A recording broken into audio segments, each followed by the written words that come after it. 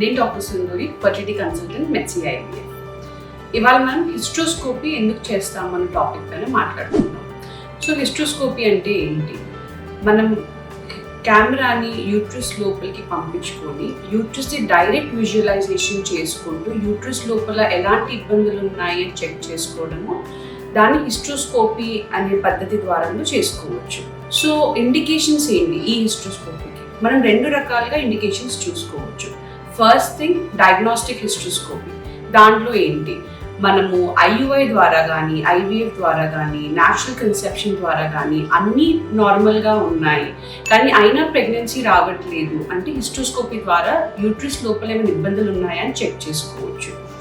Uterus lining సన్నగా ఉంది, so ఇలాంటి టైంలో మనం హిస్ట్రోస్కోపీ చెక్ చేసుకొని ఏమైనా ఇన్ఫెక్షన్స్ ఉన్నాయా రూల్ అవుట్ చేసుకొని, అవసరం ఉంటే పిఆర్పి ఇన్స్టలేషన్ చేసుకొని దాని ట్రీట్మెంట్ చేసుకోవచ్చు. స్కాన్లో అన్నీ నార్మల్గా ఉన్నాయి, కానీ ఏమైనా ఇబ్బందుల వల్ల రికరెంట్ ప్రెగ్నెన్సీ లాసెస్ అవుతున్నాయి, సో ఏమైనా ప్రాబ్లమ్స్ ఉన్నాయని రూల్ అవుట్ చేసుకోవడానికి మనం హిస్ట్రోస్కోపీ ద్వారా మనం రూల్ అవుట్ చేసుకోవచ్చు.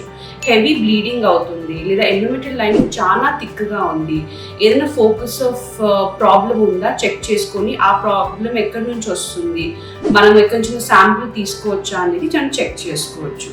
సో ఆపరేటివ్ హిస్ట్రోస్కోపీ వచ్చేసి అంటే గర్భసంచి లోపల మనం ఎవిడెంట్గా ప్రాబ్లం చూస్తున్నాం, స్కాన్ ద్వారా కానీ ప్రీవియస్ ఎంఆర్ఐస్ ద్వారా కానీ ఎవిడెంట్గా ప్రాబ్లం చూస్తున్నాం. అంటే ఫైబ్రాయిడ్ యూట్రస్, లేదా పాలిప్ ఉండడం, యూట్రస్ లోపల అడ్డుగోడలు, సెప్టేట్ యూట్రస్ అంటాము, యూట్రస్ లైనింగ్ చాలా సన్నగా ఉంది, ఎందుకు అని చూసుకుంటే యూట్రస్ లోపల అదేషన్స్ ఉన్నాయి, యాషర్మన్ సిండ్రోమ్ అంటాం దాన్ని.